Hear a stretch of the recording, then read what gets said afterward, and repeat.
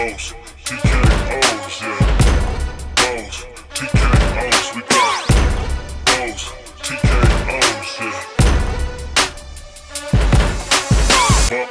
Bows, TKOs, we got bows, TKOs, yeah. Bows, TKOs.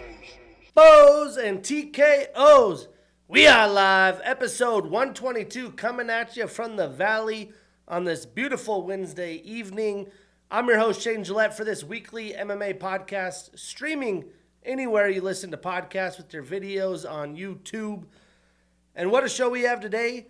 A couple things going around the MMA world. Recap the UFC 321 pay-per-view and preview this weekend's Apex Fight Night card.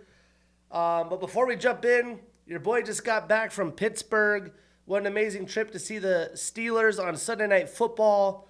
Although this is my second trip to Pittsburgh, they've lost both games. I felt like the world was falling until about midday Monday when I got back. With the highest paid defense in the NFL playing the way they played, it is definitely heartbreaking. But we got to go to a Pitt homecoming game. Got to go check out the Pittsburgh nightlife. Watch some World Series. Enjoy some football. Meet the Yinzers. My two friends from Wyoming that came haven't been to a Steelers game or been to Pittsburgh yet. Went to Mount Washington, checked out the fall foliage, had some good brews. It was a great weekend. We had an amazing time. Went to the terrible tailgate. Met Ryan Shazier. That was cool. I got posted on their social media, which was cool as well. Overall, amazing trip. Love going to Pittsburgh. But golly, it would be nice to catch a win. Especially with that crowd, that environment, the Rodgers, first time playing the Packers, opportunity to beat every team in the NFL, and having that lead at half to just let it fumble, no pun intended. It was a little brutal. But enough about me. Let's talk about the world of MMA. We have a few fights that have been announced.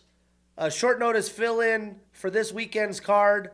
Rafael Estevam is out. Insert Cody Durden against Alan Nascimento on Saturday. And then next weekend, it took 3 times, but Mile Johns finally has an opponent. He'll be taking on Daniel Marcos at the Apex next Saturday.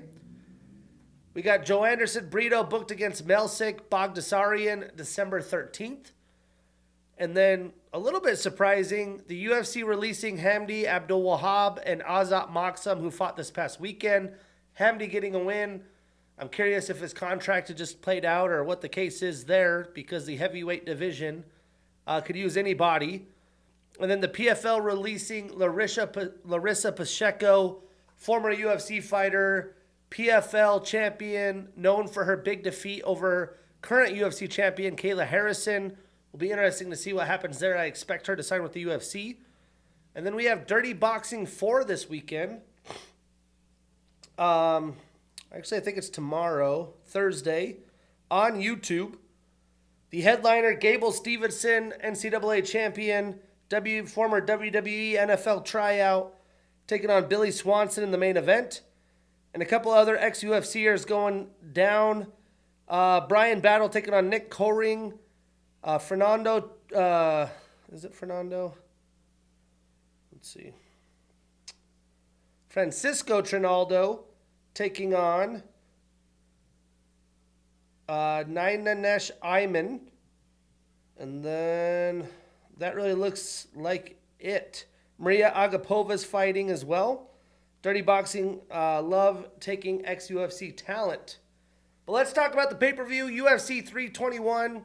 I went 7-5-1 on my picks. So overall, 741 wins, 369 losses, 10 no contests and draws. On the year, 257 wins, 127 losses, 3 no contests and draws. To recap the Abu Dhabi action early Saturday, I thought the prelims were pretty mid. There was a lot of decisions and some lazy grappling early, but the Jose Delgado and Ludovit Klein fights were phenomenal. Those fights set the stage for the main card. You know, the energy in Abu Dhabi is never super electric. They're a pretty calm, cool, and collected crowd. But the main card was solid for the most part until the obvious eye poke that really sucked out the energy of the card and what was shaping up to be an amazing main event. Due to that and some of the fights, the way they played out, I had previewed this a whopping 8 out of 10 I am recapping it a lackluster 5 out of 10. Some good fights we did not break down. Walter Walker does it again. Round 1 submission via heel hook over Louis Sutherland.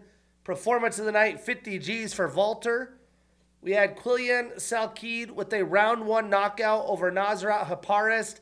Performance of the night, 50 Gs for Quillian as well, with an amazing head kick knockout. But let's kick it off. Probably one of the better fights in the prelims. Nathaniel Wood with a unanimous decision over Jose Delgado. And I was really looking forward to this fight. You know, I think very highly of Delgado, and this was going to provide the opportunity to see how good he truly is at only 27 years old against a well-rounded striker. And I thought the fight was great. I did think Jose Delgado got the decision. The judges disagreed. But I thought Jose passed this test with a beautiful display of striking, especially in round 1. Clearly almost getting the finish of Wood. But credit to Nathaniel for somehow staying alive, showcasing that grit and toughness. And after Jose sat Nathaniel Wood down after a big combo, he was somehow able to scramble and get back up to regain his composure. I felt like Jose pretty much tried to empty the tank, trying to get the finish in round 1. I think not only myself and him including were a little shocked that he couldn't get the finish. Again, credit to Wood. But for the next 2 rounds, they were very close back and forth affairs. I did think Jose was the fighter still pressuring forward and bringing the fight to Wood. And I feel like in both rounds, Delgado landed the more meaningful and clean strikes, while Nathaniel threw a lot, but he missed on a lot of them as well. And I don't fully agree with the landed strikes they gave to Wood in round 2 and round 3. Again, I felt like he was short on a lot of those. But I could see a world where you give Wood round 2, but there was no way he won rounds 2 and 3 in my book. Again, I feel like Delgado was robbed a win here. But honestly, at only 27, he has a bright future. I don't think he loses much stock in this fight. I think he will still get quality opponents. But Jose did get taken down a few times. You know, he was looking to get some energy back, but he clearly was the more damaging striker. And I was just impressed with how he brought his offense to Wood, and obviously was impressed with Nathaniel's gas tank as well after being rocked so early in the fight. And just the willingness to get back in the fight and brawl it out. Not a lot of guys after that kind of adversity are willing to go right back into the fire. Nathaniel did that. He did a good job mixing and grappling in his kicks throughout the fight, which won him the fight. Statistically, Nathaniel landed 101 total strikes, 99 of them significant. Again, I don't agree with those totals, but he did have 2 takedowns in 3 attempts, a knockdown, and 58 seconds of control time. And Jose landed 141 total, 134 of them significant. He was 0 for 2 in takedown attempts, the knockdown, and 1 minute and 28 seconds of control time. So Nathaniel extends that winning streak to 3. He is 4-1 since 2023. And Jose ends that 7-fight winning streak. He starts a new losing streak and moves to 3-1 in the UFC. So what's next? Well, I would love to see Wood take on another top 15 matchup. I think Giga Chikadze is a solid fight. And for Jose, how about a fun fight with fellow veteran Andre Fili? Either way, I can't wait to see what these 2 guys do next. I thought it was a great showcase, but again, I did think Jose did enough. Moving on, we had the fight of the night. Ludovit Klein with the majority decision over Mateusz Rebecki. 50 Gs, well deserved. I mean, as expected, Ludovit showcased that speed, his power, and precision as a striker. I mean, his 1-2 combos are straight and quick. You couldn't see him coming. And Mateusz, on the other end, showcased his pressure, his durability, and his grit. And it made for a fantastic fight as expected until round 3. Ludovit actually ended up breaking his ankle in the 3rd round. I didn't realize while watching the fight that had happened. But man, to battle for 2+ minutes on your back with that nasty ground and pound that Mateusz was bringing with a broken ankle is pretty impressive. I don't think the play-by-play team noticed what happened either. But looking at the replay, it was a pretty nasty break. He got rolled up on the bottom. But at the start of the fight, Ludovit took total control in round 1, piecing up Rebecki with his boxing and he did a very good job stuffing Mateusz's takedown attempts. And every time he tried to close distance, he made him pay. Then in round two, it was even more so. Mateusz desperately got a takedown in round 3 and was able to stay on top for the entire round. But because he dropped the first 2 rounds, the win went to Ludovit. The big image of him on the stool celebrating in despair. Again, a big win for Ludovit Klein after that Gamrot loss, but a tough loss for Rebecki.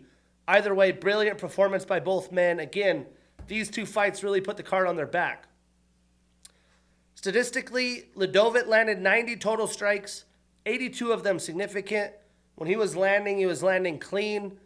And Mateusz landed 113 total, but only 72 of those significant. He went 3 for 12 in takedowns and had 5 minutes and 3 seconds of control time. That control time being in round 3, and a lot of those takedowns after round 1 as Klein was stuffing them early. But Ludovit starts a new winning streak. He moves to 5-1-1 since 2023. And Mateusz extends his losing streak to 2. He is 4-3 since 2023. So what's next? Well, I would like to see Ludovit take on Mauricio Huffy in a banger. He's going to be out some time for that ankle. And for Rebecki, how about a fight with Jared Gordon? I think that makes sense. Moving on into the prelim headliner, we had Ikram Aliskerov with unanimous decision over Junyong Park. And as I expected, this fight was an absolute dogfight. But Ikram was able to lead the dance from distance. He had a good mixed attack with the kickboxing and grappling. And in round 1, Park was definitely sluggish, but he started turning it on by the back half of round 2 and round 3. And Ikram started to slow down, but Ikram was able to do more each round and control where the fight went. I mean, Park was competitive, but he was really never leading the action, and Ikram just out-volumed him each and every round. Looking at the stats, Ikram landed 126 total strikes, 91 of them significant. He was 5 for 7 in takedowns. Park definitely needed to defend more of those. He had 6 minutes and 7 seconds of control time, so more than a round. And Junyong landed 91 total, so about 35 less, 78 significant, so about 13 less in the significant department. But Ikram now extends that winning streak to 2. He is 4-1 since 2023. And Junyong ends his 2-fight winning streak. He starts a new losing streak. He's 4-2 since 2023. So what's next? I do think Ikram deserves another fight in the top 15. And him versus Paul Acosta would be a tremendous fight. And for Park, a showdown with Andre Petroski should be next. Moving into the main card, we had Azamat Murzakanov with a round 1 knockout over Aleksandar Rakic. This was a fight I got wrong. And I did expect to finish in this fight from potentially either man. But man, Rakic closing distance, got caught with the jab in tight. Him getting knocked down and pretty much giving up after a jab was not on my bingo card. But he has been a bit chinny, and Azamat made him pay. He has serious power. I was just surprised that after the jab, Aleksandar balled up, pretty much was done right away. Because he started the fight so well with his movement, had a nice head kick, but a very tough loss for Rakic. And Azamat now is on a fast track to a title shot. Statistically, Aleksandar landed only 13 total, 9 significant. He was 0 for 2 in takedowns. Azamat, it only took him 4 total and 3 significant strikes with the knockdown. So Azamat extends that winning streak to 16. He is 4-0 since 2023, and he moves up 3 spots in the rankings to number 7. And Aleksandar extends his losing streak to 4. He hasn't won since March of 2021. He drops 3 spots in the rankings to number 10. I don't expect the UFC to cut him. He's battled injuries. He's shown potential, especially with how shallow the light heavyweight division is. But if not, I could see this being the next big PFL signing. But assuming he does stay with the UFC, I think Rakic and Nikita Krylov is the fight to make. That's a fight for their UFC lives. While Azamat could fight former champion Jamal Hill, I think that's the next one to book. Moving on, we We had Alexander Volkov with a split decision victory over Jailton Almeida. And I'm not going to waste too much time breaking down this fight. I was hoping Volkov would do a better job defending takedowns, but you have to credit Jailton. It is a bit alarming, in my opinion, that a fighter like Volkov could win a fight where really neither man did anything substantial, and he was taken down and controlled for pretty much the entire fight. He was taken down 7 times. But Jailton really did absolutely nothing once he got the takedowns. He didn't push for submissions. He didn't really land any damage. Like at this point, what the hell are you doing? Probably a clear number 1 contender shot. If the main event ended in an eye poke, you're fighting for the title, and you don't do more. It's just a little absurd to me. But Volkov landed enough strikes in round 1 and round 3 to win the fight, to take those scorecards. Although it's shocking to me, a guy that could be controlled the whole fight could win. I'm also not super upset with the decision. But man, not fun that it came down to a snooze fest. Pretty pathetic showing by both men. I mean, Volkov was just begging Almeida to take him down. Round 1, he shot right after they touched gloves. But then there was an instance, I think in round 2, where Volkov went for a knee and it was just way too easy of a takedown for Jailton. And again, the opportunity to fight for a number 1 contender spot, that's how both men showed out. And Jailton not doing more with all the control and position he had baffles me. Statistically, Alexander landed 123 total strikes. A lot of ticky-tacky stuff from bottom. Only 24 of those significant. He did have a reversal in 2 minutes and 57 seconds of control time. And Jailton only landed 27 strikes, 9 of them significant. But he had 7 takedowns and 9 attempts. If he wanted it, he got it. And he had 10 minutes and 47 seconds of control time, more than 2 rounds. But again, 10 minutes, no submission attempts, 9 significant strikes. Come on, man. But Volkov, he starts a new winning streak. He is 4-1 since 2023. He stays at number 2. And Jailton ends his 2-fight winning streak. He starts a new losing streak. He is 5-2 since 2023 and stays at number 5. So what's next? Well, myself and Volkov included, I think a win here would have earned him a title shot. But with what happened in the main event, I expect an immediate rematch. So I think Volkov's best chance is try to get a rematch with Curtis Blades and try to avenge that loss. And for Jailton, he could take on Marcin Tybura. Then in the bantamweight showdown, we had Umar Nurmagomedov with unanimous decision over Mario Bautista. And this fight was just, as expected, an insanely paced fight. Both men showed off their skill sets and how well-rounded they are. But Umar's grappling proved to be elite, and that was the big difference in this fight. When both men actually stood and struck with each other, it was a lot of fun to watch. And Mario had some major moments, including that huge knee in round 2 that rocked Umar. And Umar was immediately able to shoot for a takedown.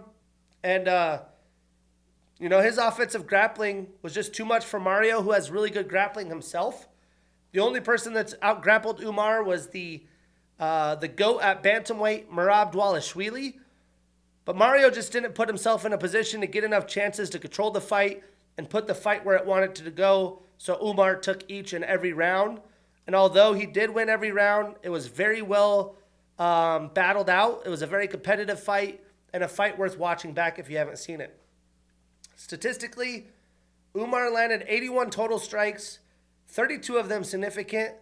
He had 11 takedowns and 14 attempts. It's a little shocking to me coming in. And had 10 minutes and 46 seconds of control time, so more than 2 rounds. Now, Mario landed 33 total strikes, 20 significant. So about 50 less overall, 12 less significant. He was 0 for 1 in takedowns, had a submission attempt, and that knockdown. So Umar starts a new winning streak. He moves to 4-1 since 2023 and moves into the true number 1 contender spot. Mario ends that 8-fight winning streak. He starts a new losing streak and stays at number 9 in the rankings. So for me, I do believe Umar will be the next fighter for the title. He will wait for the winner of the Bantamweight Championship. And I think he's just the clear guy to earn the next title shot over the rest of the competition. And Mario could fight Ayman Zahabi, but I think Ayman's going to have to fight another up and rising contender. So I'm going to go with the vet Marlon Vera, which would be great. I think Ayman's a hobby. With how big his win streak is, can't fight a guy who's coming off a loss. But for the strawweight interim champion, we had Mackenzie Dern with unanimous decision over Virna Jandiroba. And what an absolute war between both women. After all that flack of this being an insignificant title fight, not a lot on the lines, both women went out there and fought their hearts out. And although Virna, as she usually is, was absolutely relentless with her wrestling, she didn't have any success when she had top control, as Mackenzie did a great job floating the hips, transitioning positions, and honestly getting some pretty nasty strikes off from the bottom, and even got some nice up kicks with her hands posted when there was space between her and Virna. Now, the most rounds I'd score for Virna in this fight would probably be 2. The first definitely being one of those. Mackenzie starting a little bit slower, but I was very impressed with Mackenzie's grit, cardio, and her determination. She's not just a beautiful woman, she is a brawler. But Virna had some good strikes throughout the fight as well, but most of her game was that offensive wrestling. She did not do enough with her striking, or really just didn't go for it in her first title shot. You know, she's had to beat pretty much every single top contender to get here. You'd think she'd take some more chances, but man, Mackenzie was killing it with her straight jab. I was impressed by her improved striking. She felt like she should have done more and would have liked to get the finish, but she gave it everything she got. Mackenzie Dern came in so hyped as an ADCC world champion. She's finally now a UFC champion, which is pretty wild to think about. Statistically, Virna landed 208 total strikes, 106 of them significant. So 106 significant's a big deal. I would debate that statistic. I usually do with the significant strikes.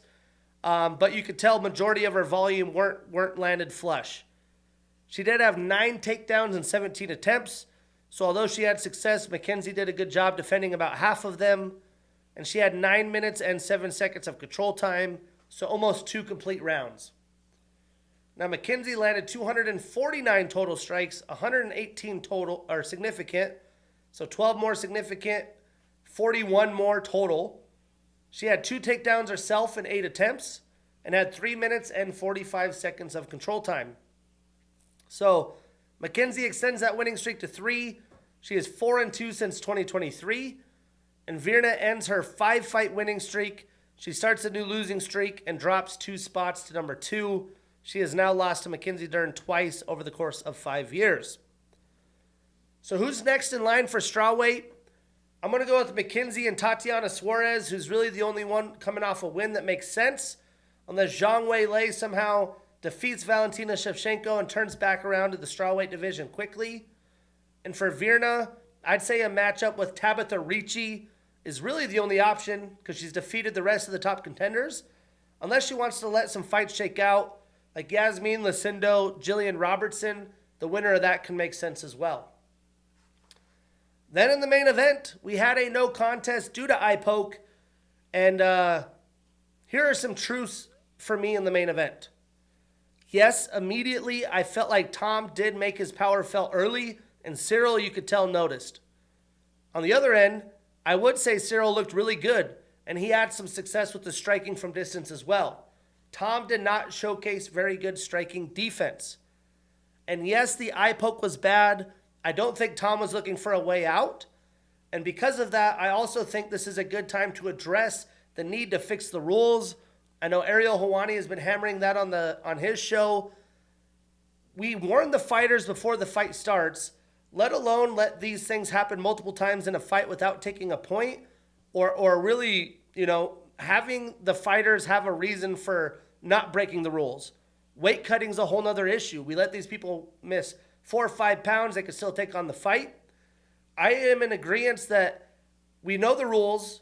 If something happens in a fight, like an eye poke, a kick to the nuts, a fence grab to defend a takedown, it's an immediate point.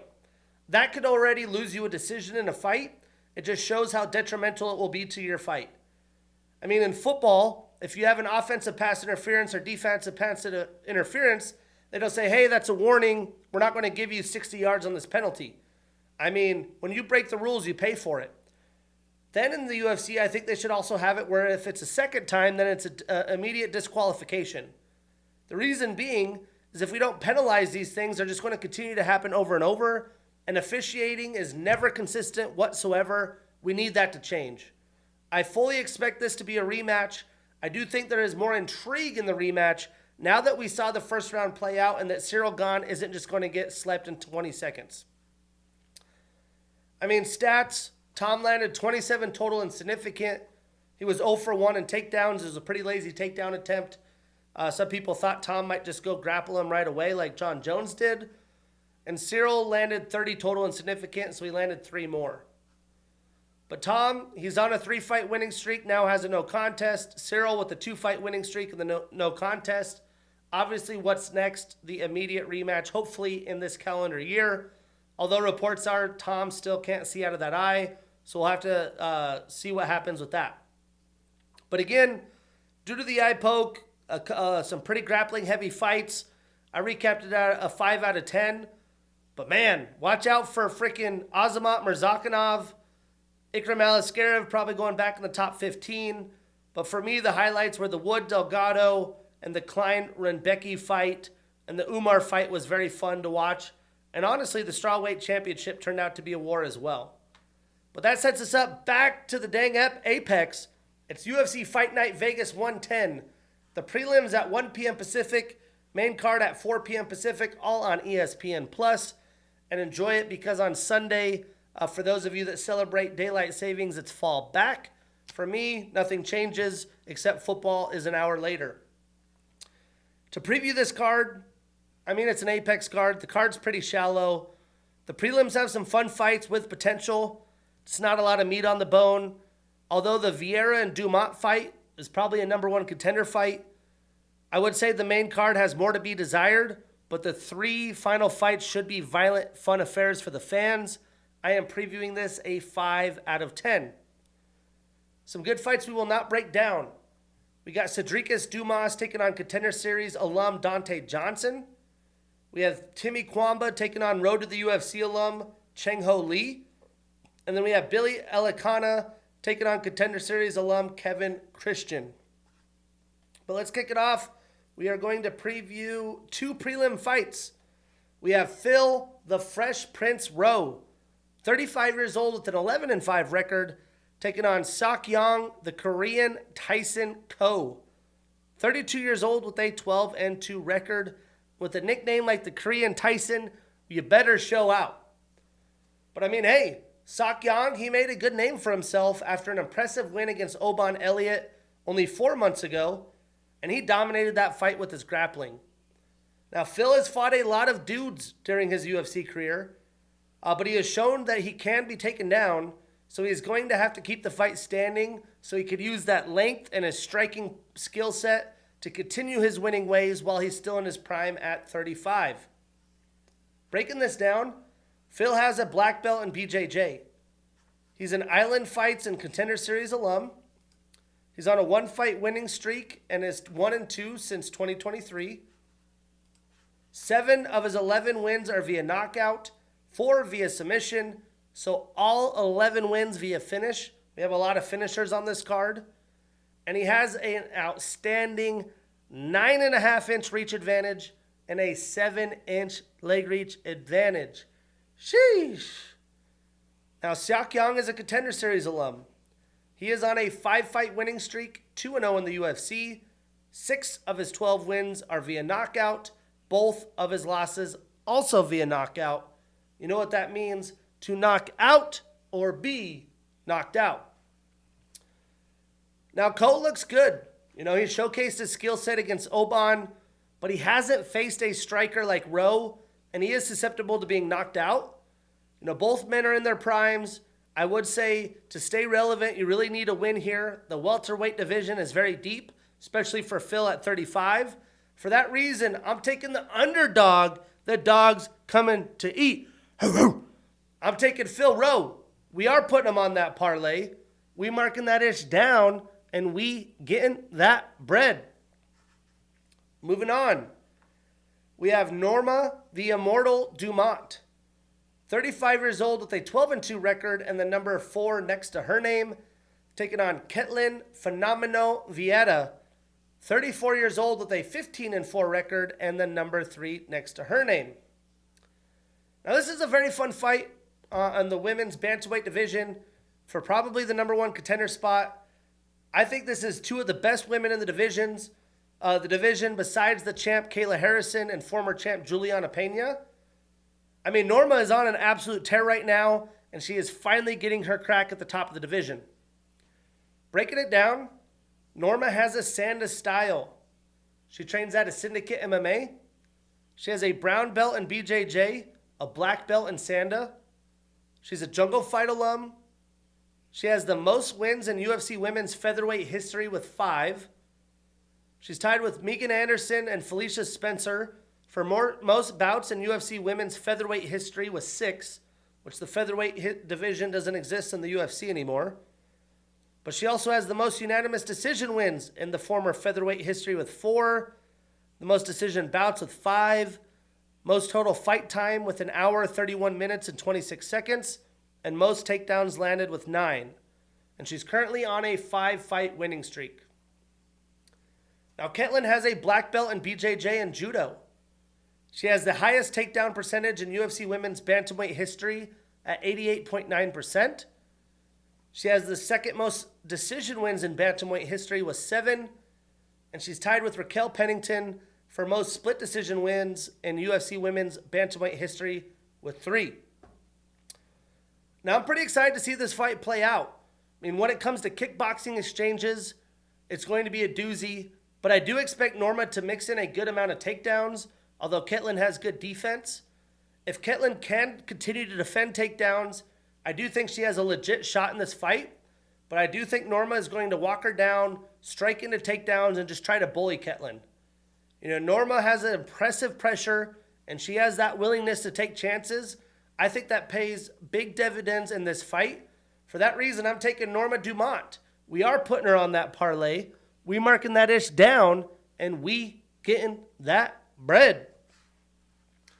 Moving on to the main card. This is the short notice matchup that literally happened probably 5 days ago.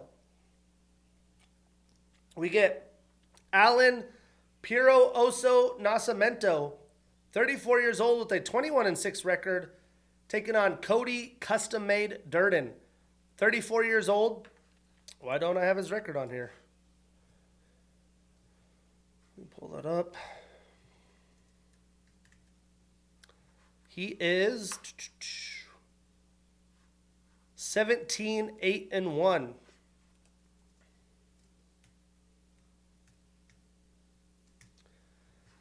Now, Allen was supposed to fight Rafael Estevam, but now he's getting a fellow veteran who has his back up against the wall, and he's never afraid to fight. I mean, he's willing to brawl it out, grapple it out, whatever it takes. I mean, Cody has lost to some really good veterans in the flyweight division and some of the new up-and-comers, but he is very well-rounded and has a ton on the line in this fight. The time is now for him. Breaking it down, Allen trains out of Shootbox Diego Lima. He's a Legacy FC, Risen, and Contender Series alum. He's on a 3-fight winning streak, and 15 of his 21 wins are via submission. Now, Cody has a southpaw stance. He trains out of American Top Team. He has a brown belt in BJJ. He's on a 2-fight losing streak and is 3-4 since 2023. 6 of his 17 wins are via knockout, 6 via submission, so 12 of his 17 wins via finish, and 4 of his 8 losses are via submission. Now, Allen has only fought 4 times in the UFC since 2021. He actually has more canceled fights than actual fights in the UFC. He has fought good competition himself, and he missed weight in his last fight against Rafael Filho back in May. Hopefully these guys make weight, short notice, you never know.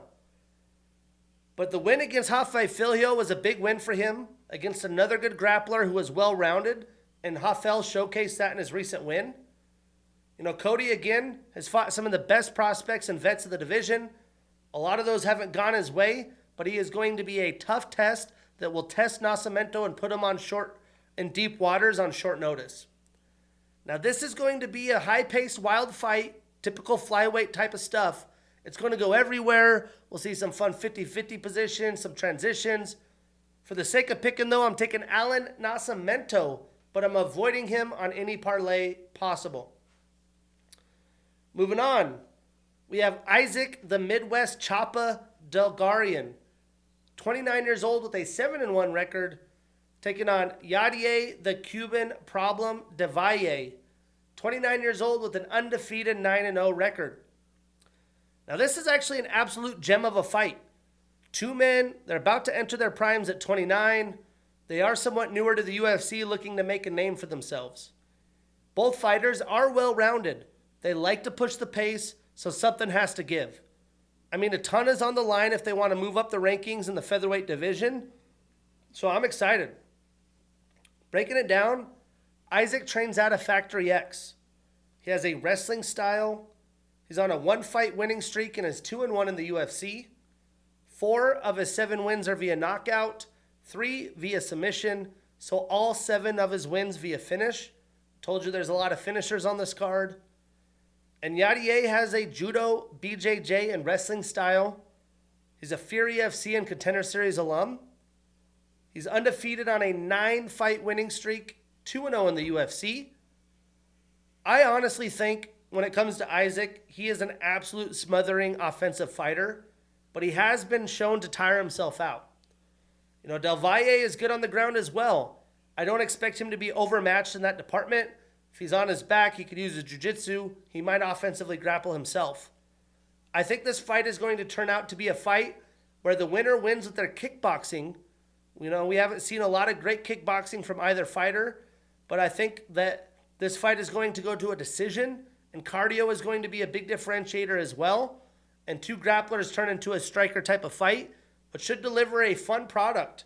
For the sake of picking, I'm taking Isaac Delgarian, but I'm avoiding this on any parlays where possible. Moving on, we have Themba the Answer Garimbo, 34 years old with a 14-5 record, taking on Jeremiah Wells, 38 years old with a 12-4-1 record.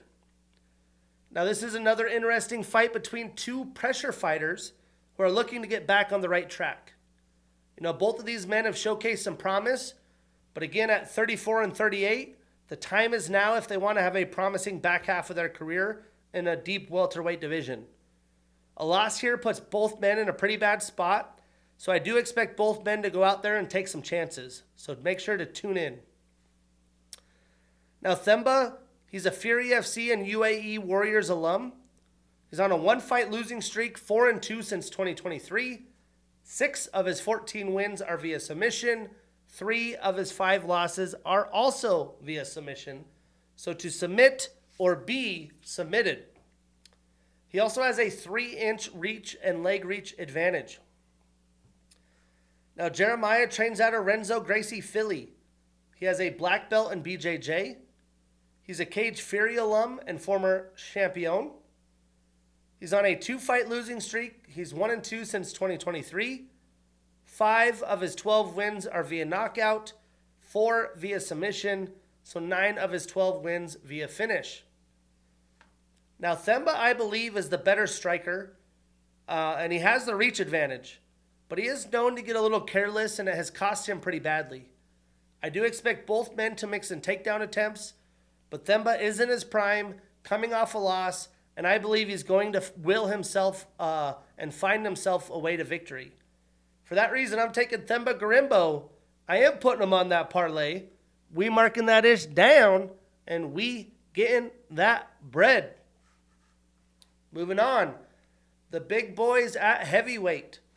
We get Auntie Walking Trouble D'Elia, 35 years old with a 26-6 record and the number 9 next to his name, taking on Waldo Salsa Boy Cortez Acosta, 34 years old with a 14-2 record and the number 6 next to his name. Now, Auntie had a great welcome to the UFC moment with a big win against Marcin Tybura. He has a very long reach, quick hands, and good power for a heavyweight. You know, Waldo has good hand speed and power as well, But what I was really impressed with was him showcasing his durability only 2 months ago in his fight against Sergey Pavlovich. I mean, Auntie is going to pressure Waldo and force the action, so it is going to be very interesting to see who wins the early exchanges. But Auntie has a ton of experience, and it does seem like him training with Tom Aspinall has really paid off. Breaking it down, Auntie is an M1, Risen, PFL, and KSW alum. He was a PFL champion. He's on a 2-fight winning streak, 3-1 since 2023. 13 of his 26 wins are via knockout, 6 via submission, so 19 of his 26 wins via finish. Now, 4 of his 6 losses are via knockout, and he has a 9-inch reach advantage. Now, Waldo has a blue belt in BJJ. He's a Bellator, LFA, and Contender Series alum. He's a former LFA champion. He's on a 1-fight losing streak. He is 5-2 since 2023, and 6 of his 14 wins are via knockout. Now, Auntie has been knocked out a few times in his career, but only once since 2021. He has a pretty amazing story, all that fighting through different promotions to get to the UFC. Much different than Salsa Boy, who won the LFA and went immediately to the UFC as a green heavyweight. But if this fight goes past the first round, I do think it will favor Waldo, who has showcased good movement and even can grapple in dire situations. I just feel like Auntie's time is right now. He's going to find the knockout punch, and I'm going to pick him, but I am avoiding him in any parlays where possible. Then in the pure violence main event, we get Steve the Mean Machine Garcia, 33 years old with an 18-5 record and the number 12 next to his name, taking on David the Silent Assassin Onama, 31 years old with a 14-2 record and the number 13 next to his name. Now this fight is just a pure brawl. This fight bleeds chaos, and I am here for it. I mean, although Onama is coming off decisions, he has 3 finishes in the UFC, and Steve, 8 of his last 10 fights have been via finish, win or lose.